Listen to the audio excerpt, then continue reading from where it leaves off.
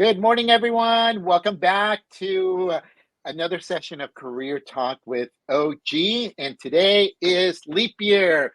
We waited 4 years to have my amazing friend Chelle Peters back. No, I'm kidding, obviously here. But Chelle, welcome back, my friend, to Career Talk with OG. Well, thank you, Oscar, for having me. It has been a little while, but it's fantastic. And as you know, I'm a follower too, so it's been phenomenal, all of your content, and I've been learning myself.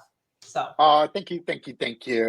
Well, everyone, today's topic is it's something that we all benefit will benefit from. We need help, and it's inside a recruiter's mind. Job search strategies unveiled.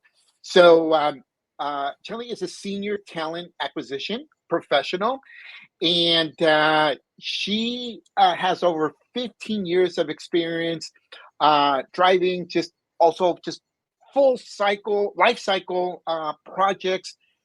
She does have her experience in project management as well, and we've been connected now for a number of years on LinkedIn.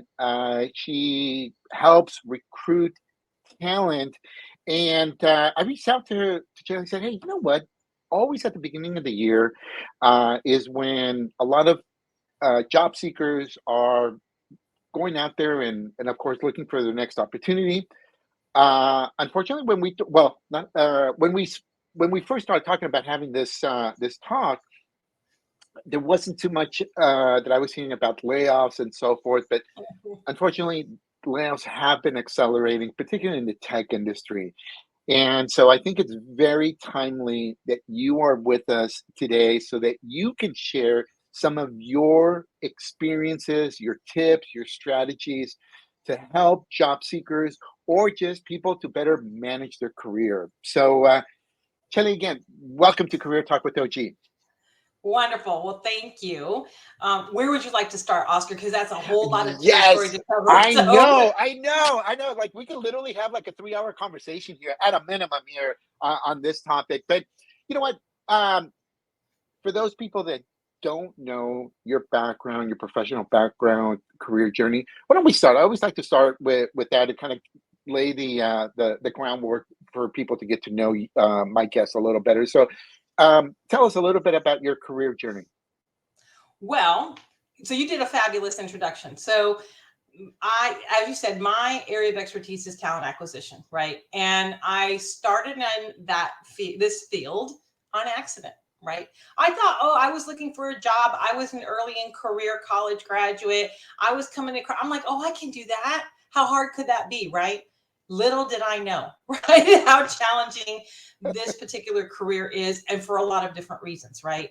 Um, a little bit about where I started my journey. I started in what's now called talent acquisition around the dot-com boom, right? And Yes, that yes. was very similar employment market to where we have been right around what started to take off around Q3 of 2020 and COVID, right?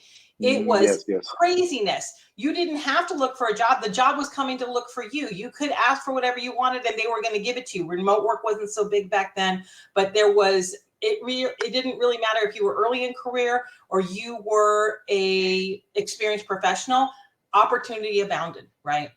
Yes, But lesson learned, all markets are cyclical, right? So what yes. was going up like wildfire, eventually the bottom fell out and there was a market correction, right? Hmm. So that was my very first entree into, oh, this is going to continue to happen, right? I had really just kind of started in the field.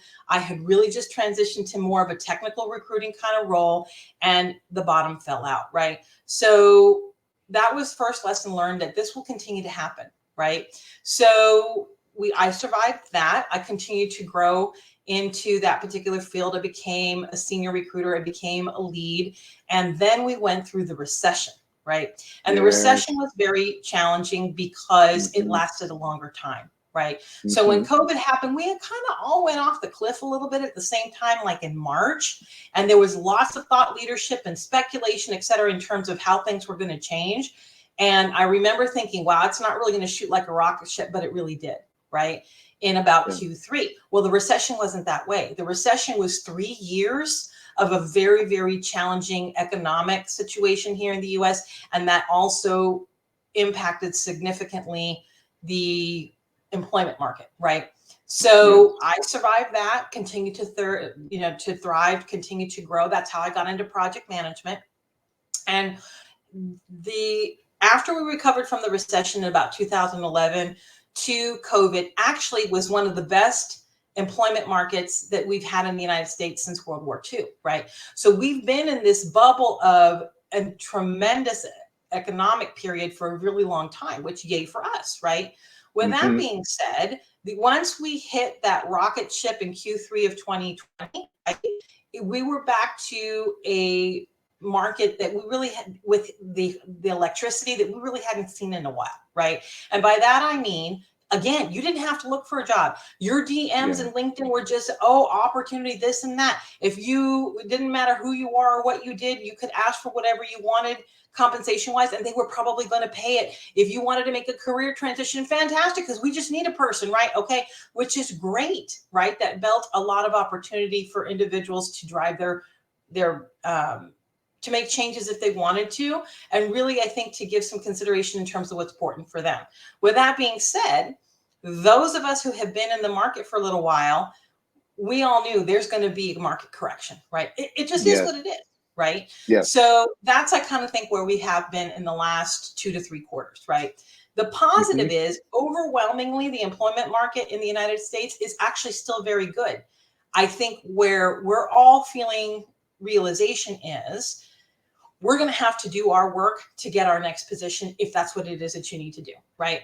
There are at least 12 companies in the last 2 weeks from when you and I scheduled this to now that have announced layoffs. And they are everybody from enterprise, Cisco systems, all the way down to startups, okay, and everything in between. And they are across industry. So that is happening, and that should be expected, right? The positive is that the employment market is still very strong, right? But we are going to have to work now to get our next position if you're in transition, right? So I think, like anything else, right, we have short-term memory.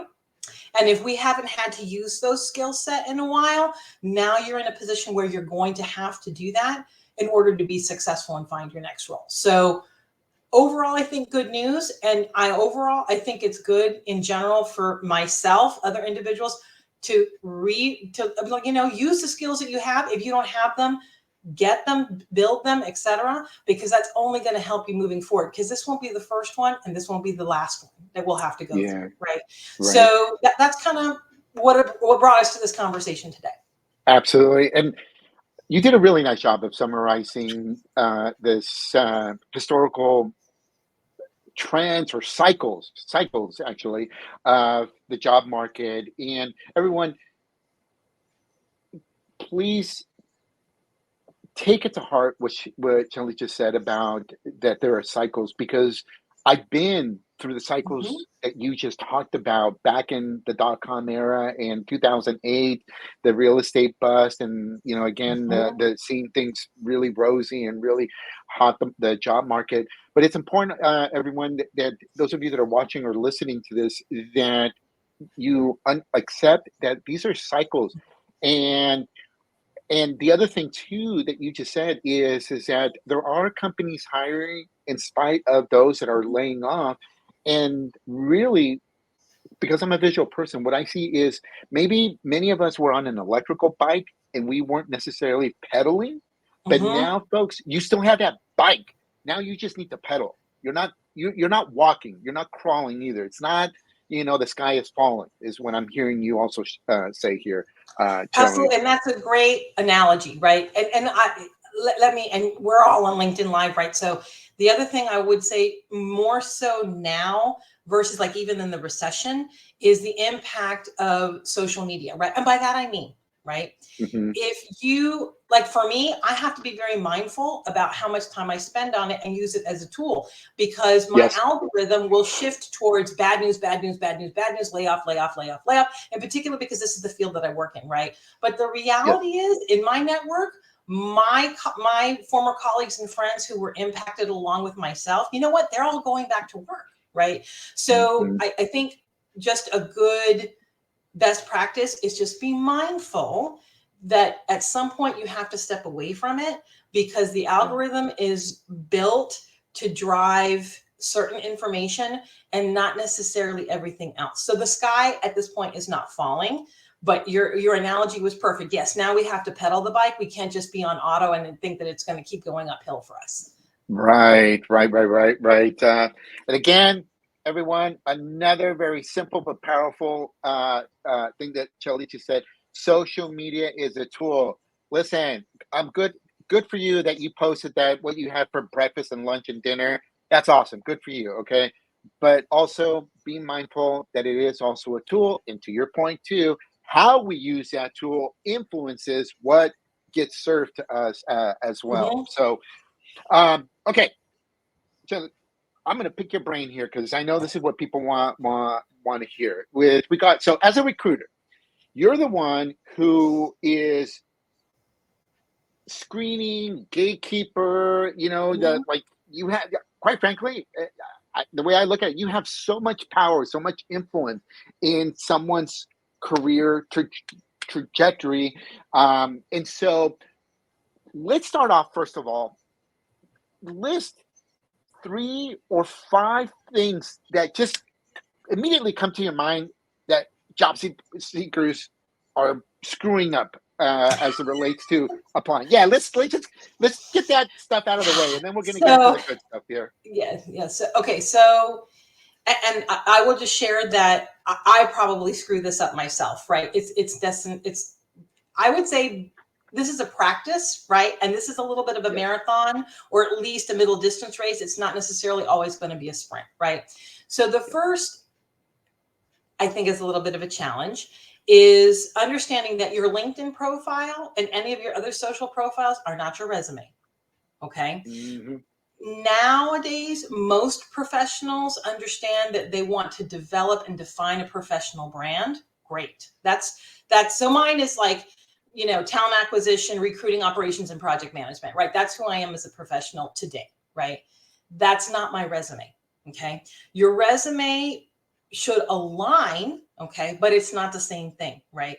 And at the same time, it can't say totally opposite things, right? Your resume is almost like a legal document. And by that, I mean, when you enter the job, the actual process, interviews, et cetera, when you get to the point where you're doing credentialing or due diligence, like background checks, degree verifications, licensing verifications, if your resume does not have accurate information, that can be a really uncomfortable place for that recruiter to tell you, guess what? We have a problem now, right? So first and foremost, recognizing your LinkedIn, your online persona and profile is not the same thing as your resume. They should correspond, but they're not the same thing. They're different tools in the toolbox, right? Mm-hmm. So I Yes. would say that, right? The second is, okay, Oscar, this is your area of expertise, and I have learned so much from you in the years since I met you on this, is undervaluing, under nurturing your professional network, right? So I think you were the one that first said, and it resonated with me forever, your network is your net worth, right? Now more than ever, that is the reality of the situation, right? Whether you're early in career or you are a CEO, your network is your net worth, right? So recruiters, typically, if you're good, and I'm more of a farmer versus a sourcer at this stage in my career, and I can explain what that means. Yes. That's what we do a majority of our day, right? Having those conversations, building those networks, et cetera, and hopefully nurturing them, right? With that being said, I think a lot of candidates don't. And then they find themselves in a situation where I need to call on this network for advice, input, information, advocacy, et cetera. If you haven't built that network and more importantly, nurtured it, that will be more challenging for you to do, right? Oh gosh. So Yes. gaining those skills, practicing those skills, 100% important right now in the job search. And I would say in general, moving forward, my last 2 positions came through a professional referral. I'm pretty sure the next position I have is going to come through a referral, right? Yes. So I think there's not a lot. I think your webcast provides so much good information on this, because there's not really an understanding on what are some best practices for me to be able to do that, right? So I think that's kind of a misstep.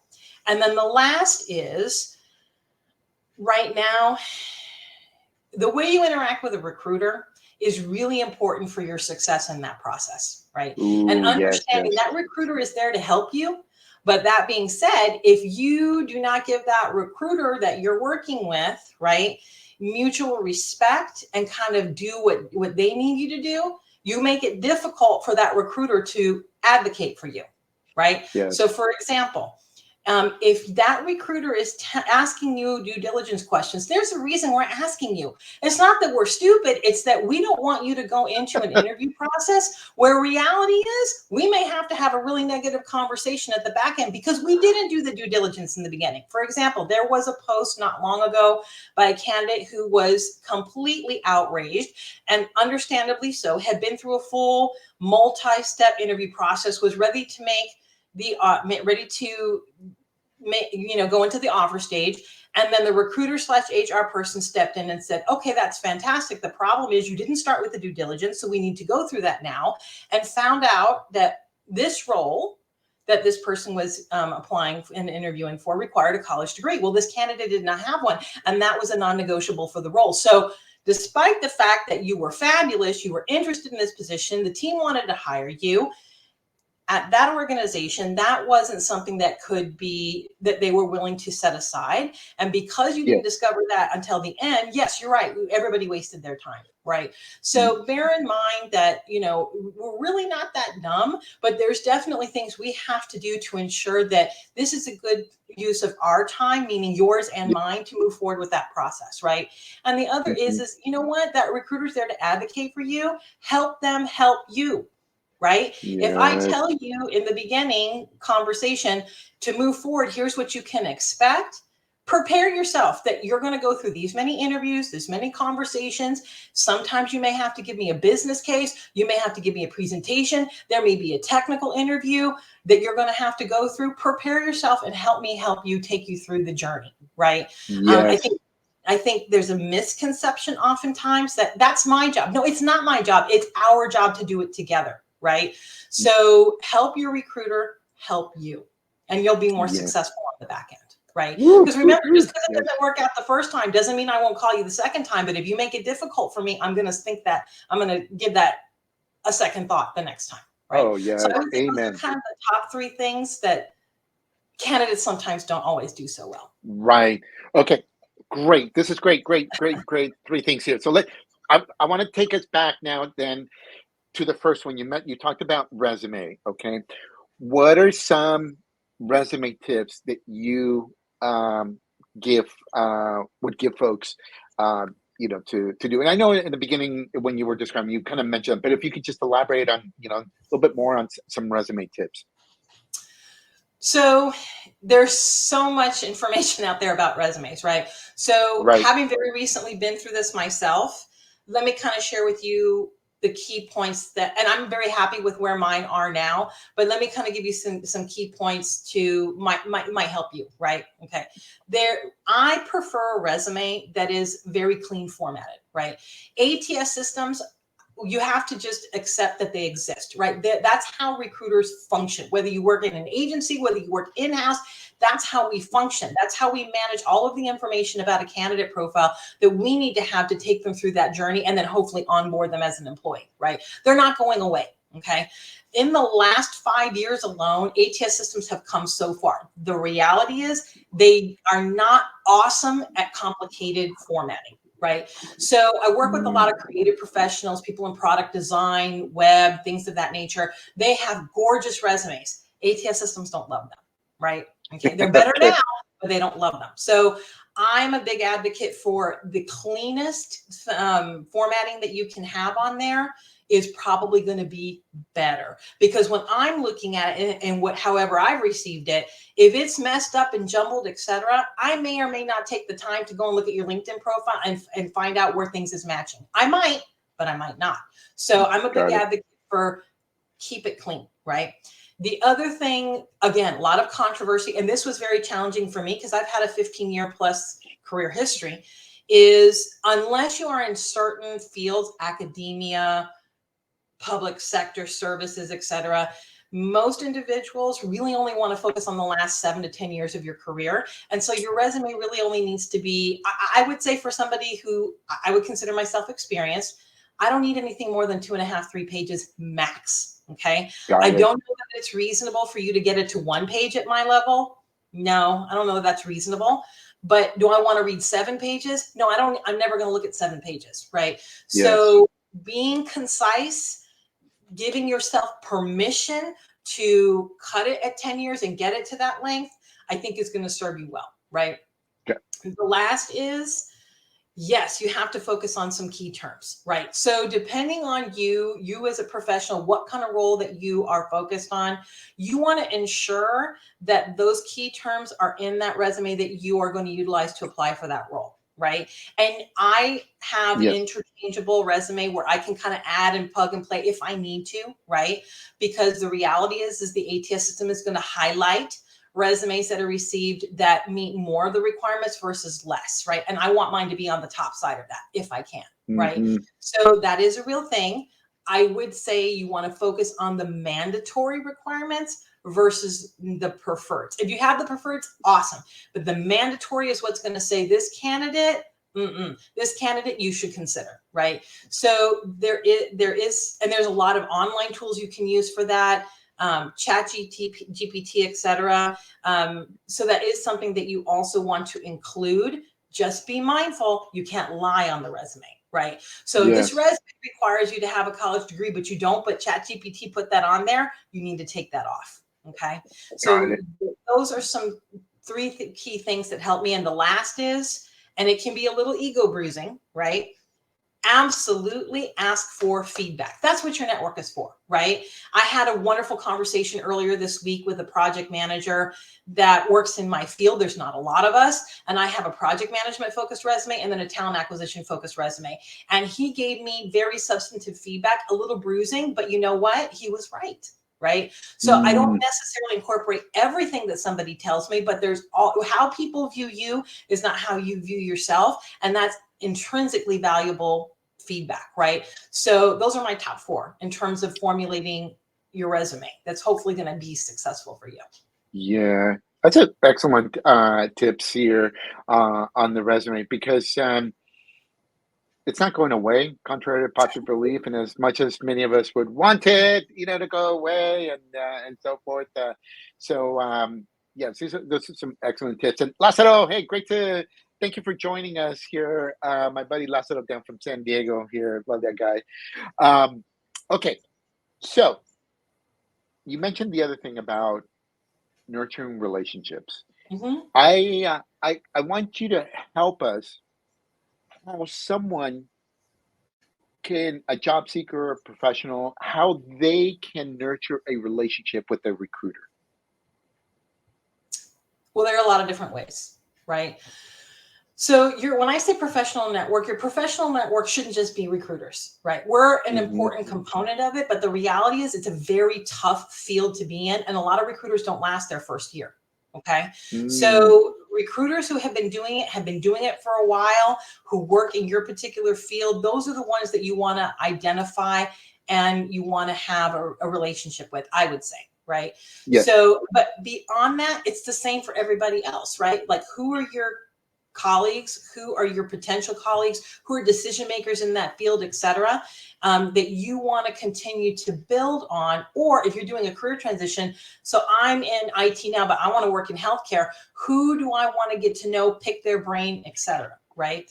And then beyond that, you want to have a sincere approach, right? And I learned this from you, Oscar, right? So LinkedIn is a very powerful tool, but LinkedIn's only going to get you so far. Okay. So in particular in a job search, right, I have my metrics for myself every week is to have 5 informational conversations or interviews every week. Okay. And mine is usually a 50% of people I've been working with for a very long time and people who are new to me. Right. And so during that conversation, I want to pick their brain a little bit. Right? Gather their input. And I always want to offer them some information exchange. How can I help you? You gave me your time, right? That's really important. Okay.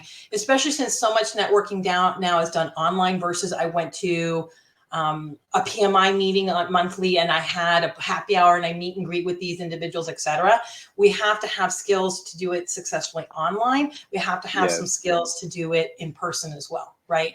And beyond that is, once you establish that relationship, you have to kind of nurture it, right? So you and I, perfect example, I met you in person 5-6 years ago, right? And we meet and greet, and then we stay in touch. And, you know, like, I've learned tremendous amounts from you, right? I seek your advice when I need to have it. You've been grateful. You've been very gracious about asking about mine. It's the exchange, right? So when I nurture, and my network's pretty big, right? What I try and do is, you know what, recognize that individual, check in with that individual, drop you a DM, etc. Ask for advice. I mean, why do I have a network if I cannot offer them some support and I cannot call on them when I need to, right? So it's a little bit of a two-way. LinkedIn is great because it's evolved to a point where there are a lot of tools that help you to do that. You just have to, you know, it kind of gives you the notifications, who got a new job, who got a new skill, who's having a birthday, etc. If you just kind of do the basics, LinkedIn alone will help you do a lot of this online. Then you have to take care of the next step, right? So, and I've learned that from you, Oscar. So that's how I try and nurture mine. Thank you. And you do a fabulous job of nurturing relationships. And everyone, I mean, I just in the last 2-3 weeks, Jelly's had some conversations with folks in her network, and with two of those folks, she did an introduction between them and myself, and now I have a call scheduled with them. And you know what that does for me, Jelly, when you do this is many things. Number one, just you stay top of mind. Number two, you come across as someone that is genuinely interested in helping me. And who doesn't, right? Like, right? As much as I love helping people, I also need help too. We all do. We all need each other. And so, but you come across like that very genuine, like, you know, a nice person, good heart, willing to help. And the thing is, everyone, is that we've heard this so many times. But can I tell you something? Like, stop reaching out to your network only when you need a job. Like I tell, like, you know, how many of you like it if the only time your friends or family reach out to you when they need to borrow the car or they need money? Like, at some point, you like, peace out. Like, don't reach out to me. And I mean, yeah. So please, you know. And let me add to this, Oscar. Right. So when you have a market correction, some of the first people who get laid off and get laid off in significant numbers are people in recruiting and talent acquisition. Right. So you always, so think about it this way, right? You want that. So now we're in a position where we have to go out to our networks, right? If you're a good recruiter, if you're someone who's been working for a while, you should have a good one, right? But you know what? Exactly, right. I've been nurturing, I've been helping, whatever. So you know what? Now I have to ask my network, you know what? I need your help. Right. So, but think of it that way, right? Who do you always want to network with that recruiter when it's convenient for you? Well, you know what? This is an ongoing relationship. So now you're in a position to help a recruiter. You know what? You should help them, especially if they helped you in the past, right? If they didn't give you that position, but you had overall a positive experience with them, they've, been able to answer your questions. They've been able to you feel like they've been transparent with you. Help that recruiter, because it is going to help you in the end, right? So thank you for pointing that out. That was a good point. Yes. Oh, by the way, look at my niece Maravilla over here. Maravilla, it's about time you join over here. Okay, no, I'm kidding. She's awesome. She's also she's in HR as well, and as she mentions here, huge takeaway: nurture your network here. So okay, I mean, let's take it now into our LinkedIn profile. Okay. What are, as a recruiter, what parts of the LinkedIn profile are you initially drawn to? Like, if you were to because there's so much information, right, that we can put on our LinkedIn profile. But what are the areas that you just like hone in first on a LinkedIn profile? Well, good point. So LinkedIn, like your resume, has real estate, right? So the very top portion of it is your most important. And you have said this, Oscar, and there's lots of other, LinkedIn thought leaders who have also pointed this out, right? As LinkedIn has evolved, what we're looking at in a LinkedIn profile has also evolved, right? So I'm kind of a big advocate too. Your LinkedIn profile should be branded to you as a professional, not your company, unless it is the company's paying for it, and that's a requirement, right? So if you go back and look at my LinkedIn profile, and please feel free to do so, right? You'll find that it's branded to me, Chelle Peters, recruiting operations, talent acquisition, project management, not the companies I've worked for, because that's my professional brand, right? It should be, in my opinion, approachable, okay?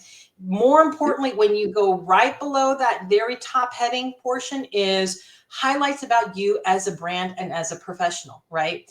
So mine isn't my resume. Remember we talked about that? Your resume is one thing, your LinkedIn profile is something different, right? So if you go to mine, it will kind of give you highlights on, these are my accomplishments. This is kind of my value add proposition. Here's kind of a little bit more about my brand, what I'm interested in a very bulleted, simple way. Right. And I try, and a lot of that leadership and a lot of coming from LinkedIn says you want to kind of edit that or update that approximately every 2 weeks. Again, you want your profile to be at the top of the algorithm when it comes up, and that helps that to do that. Right. So I adjust that a lot. Right. Then I always want to feature, again, things like this webcast that I am participating in or I am being asked to contribute to that support that brand, right? That's great. And I've been very fortunate to be able to do that. So that's where you want to see that. And then when you're looking down at what is a little bit more aligned to the resume, I think the key factor is it shouldn't be completely in contrast to your resume, right? So what will happen a lot of times is I'll look at somebody's resume and I'm like, oh, this information is missing. I'll go to your LinkedIn profile and it's there and I'm like, oh, okay, check, right? Or I'll ask you about it during the interview.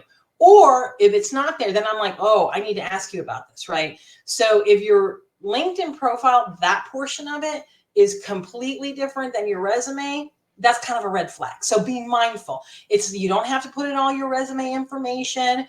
That's kind of what it is. But if that information is directly in conflict with your actual resume, that's a red flag. You want to have some alignment there, right?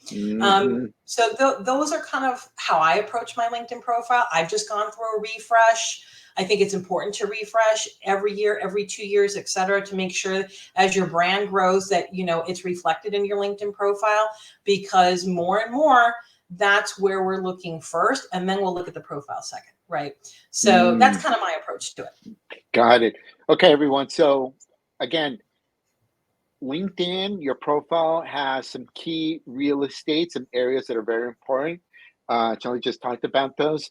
The other thing too that she just said, remember, is it's important that you stay on top of your LinkedIn profile and update it, whether it's, once a year or every other year, but please, dust it off, clear out that garage, do some spring cleaning of your LinkedIn profile, keep it fresh.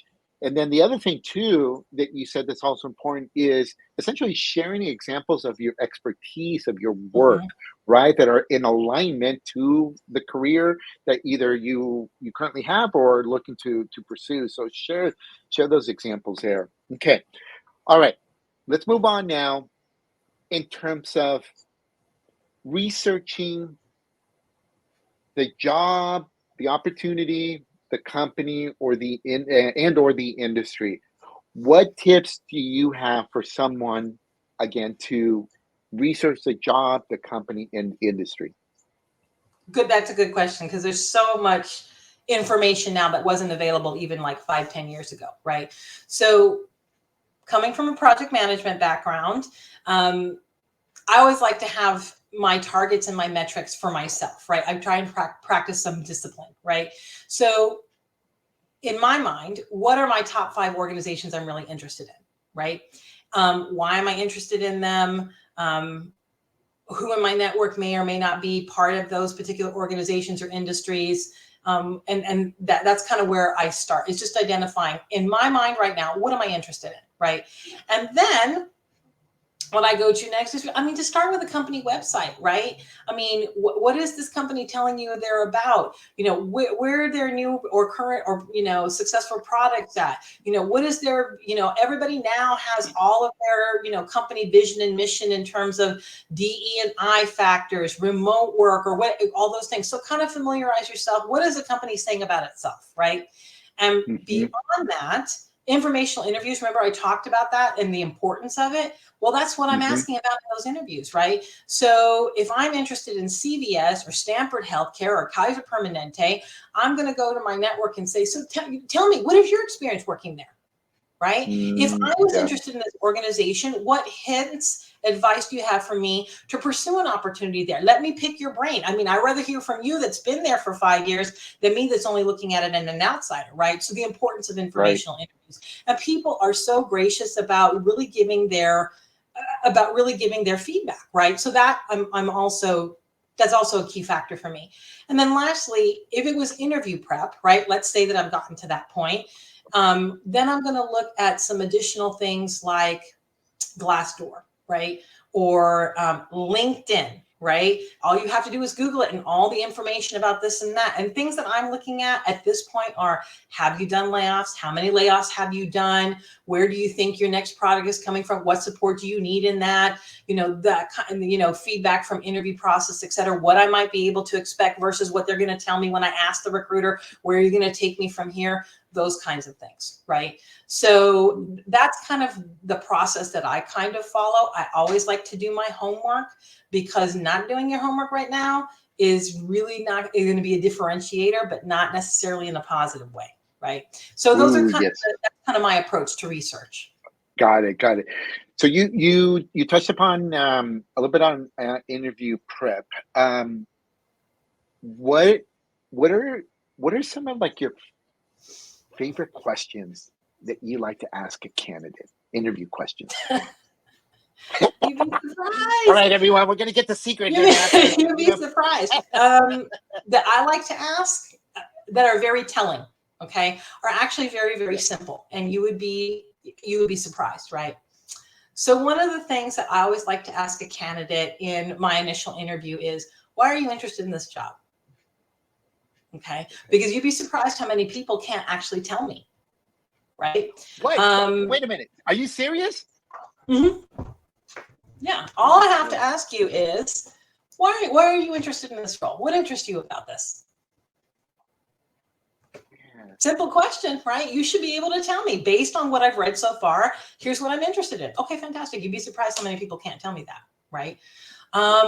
Another very simple question I like to also ask is, so before I just go on and on, tell me, what do you know about this organization? You'd be surprised how many people can answer that question, right?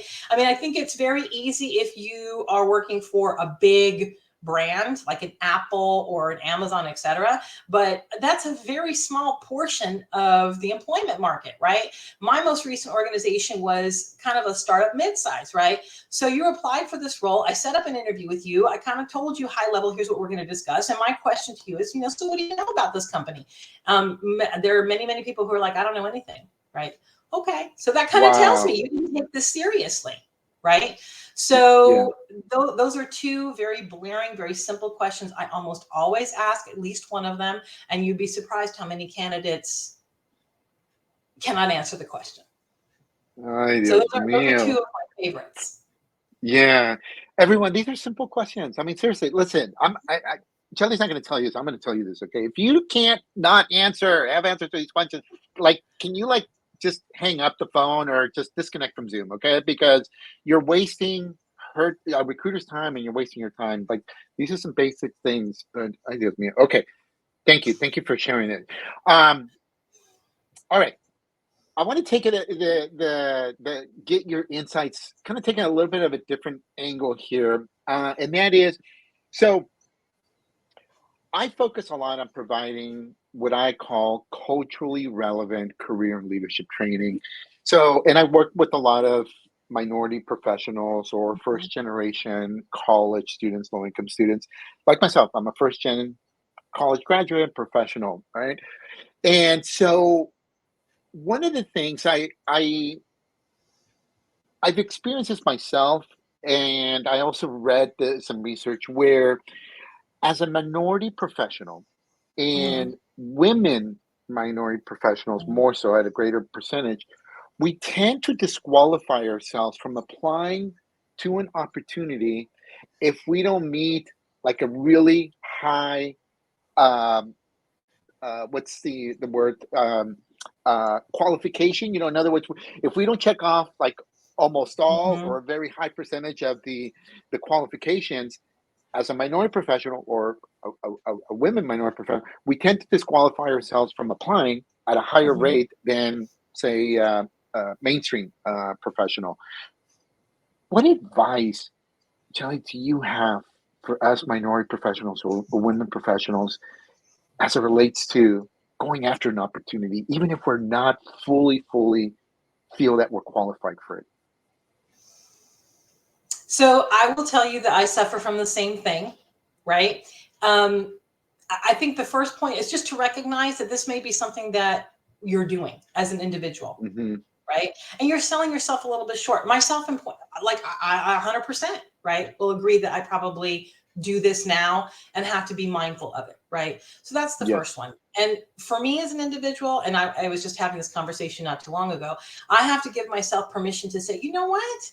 Apply for it anyway, right? There's no Mm-hmm. magic bullet in a job search that's going to say this is exactly how your role is going to, where you're going to land and how it's going to come to you, right? It could be I just applied on Indeed and that's kind of how I went down my journey and I came out successful on the other end. It could be that it's going to come from a referral, right? I mean, there's no magic bullet. So not doing it is kind of doing yourself a disservice. But I think that starts for me.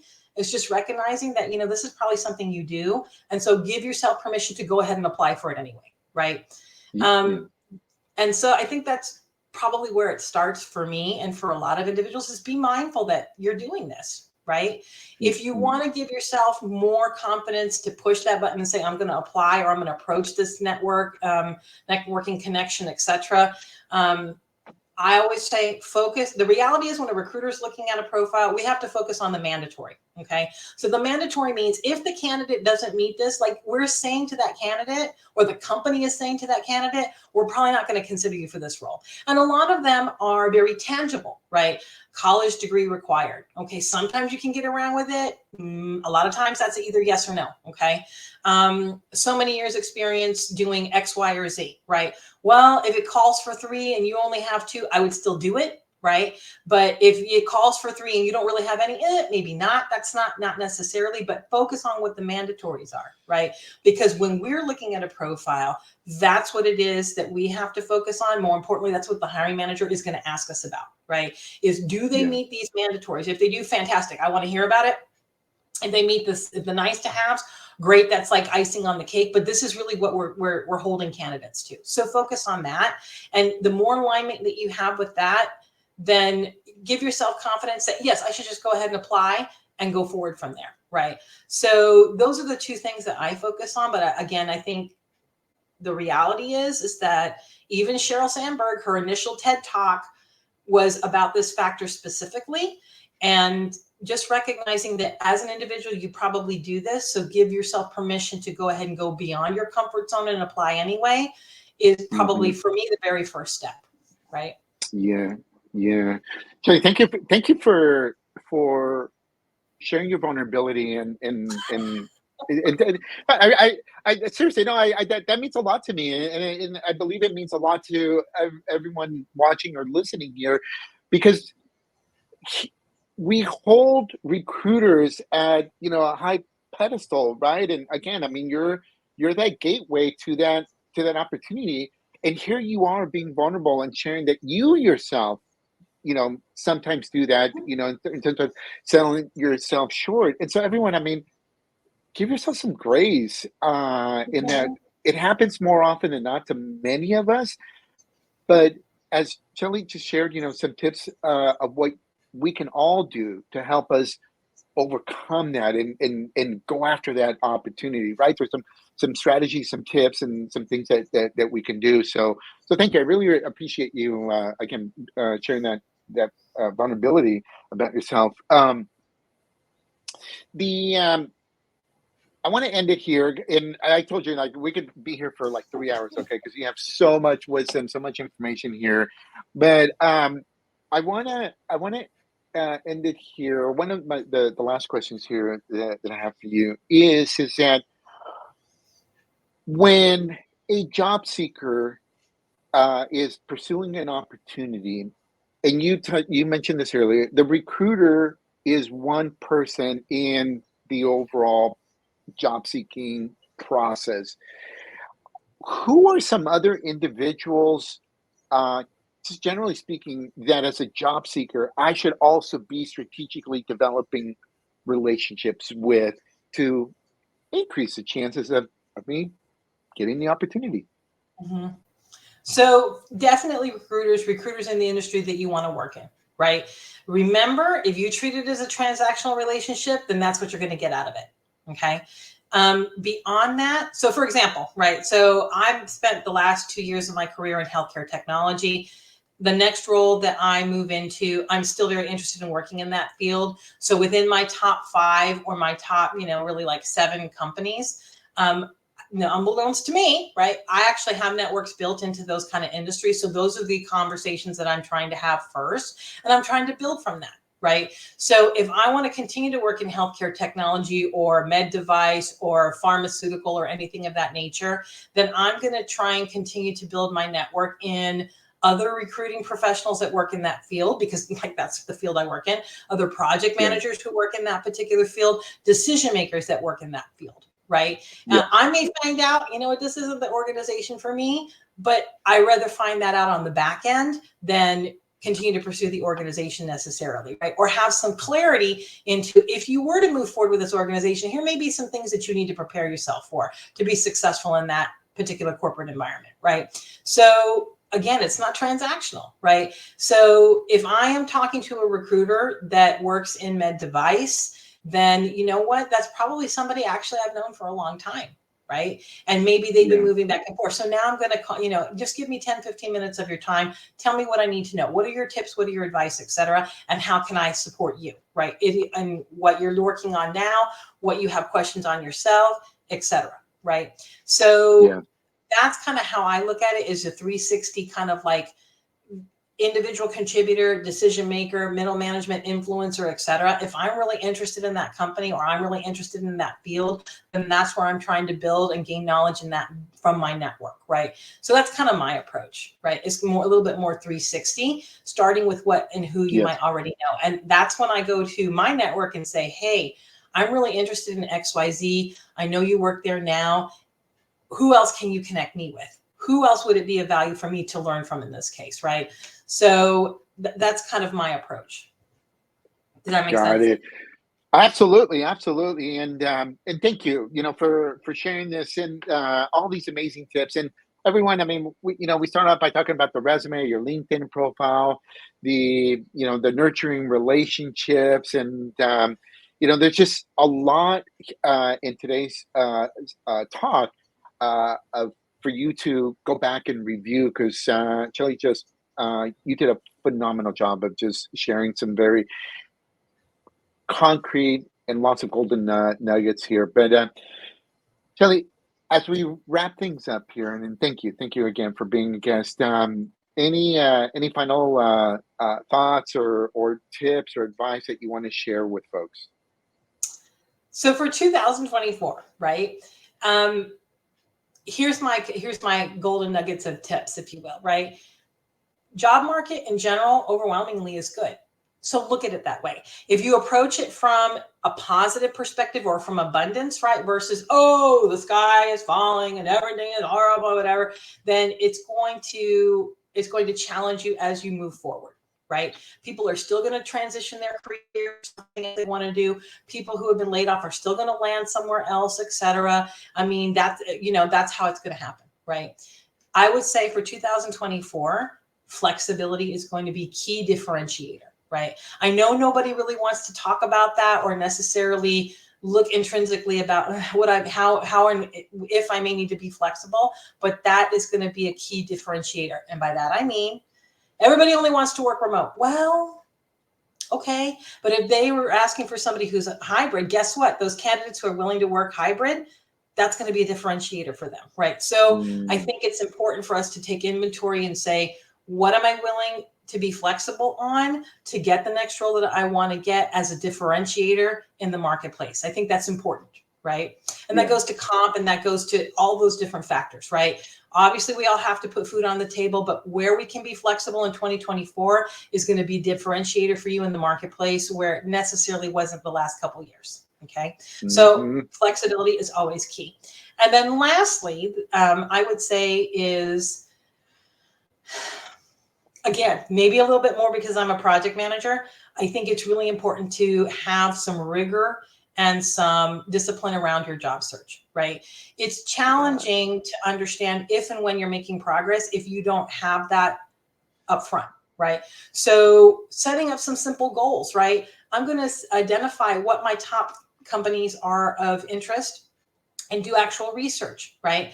I'm going to set a goal for myself every week to have 5 informational interviews and conversations with not only my current network, but my expanding network, and make sure that I have some value to add for those contacts for their time and for their advice, right? I'm going to set a metrics for myself that I'm going to proactively, outside of this, I'm going to go proactively, hopefully identify and apply for 10 or 7 new positions, et cetera. And so that I know that I have the constant future motion that hopefully is going to result, right? And I'm going to make myself a metrics and who and what I need to follow up on every week, right? So that helps me make sure that I'm doing what the activities are that I think are going to be resulting in positivity for me down the road. But again, project management, if you don't have the discipline or the metrics set up, then it's difficult to understand, are you making the progress are you spending the time where you need to? Are you making the progress that you want to, right? So maybe a little bit different approach, but it's been very valuable for me. Okay. So positivity, flexibility, and discipline, everyone. Positivity, flexibility, and discipline. Excellent. Chelle, you are amazing. You are amazing. Well, and thank you. Also, thank you for taking time to be on Career Talk with OG. Thank you for taking time to share your wisdom. And just thank you for being amazing the way you are. Thank you. Thank you so much. I really, really appreciate it. And again, thank you for being here on Career Talk with OG. Everyone, this is a great episode again with lots of job search tips. Thank you for joining us today, and have a fantastic rest of your week. Bye, everyone. Bye-bye.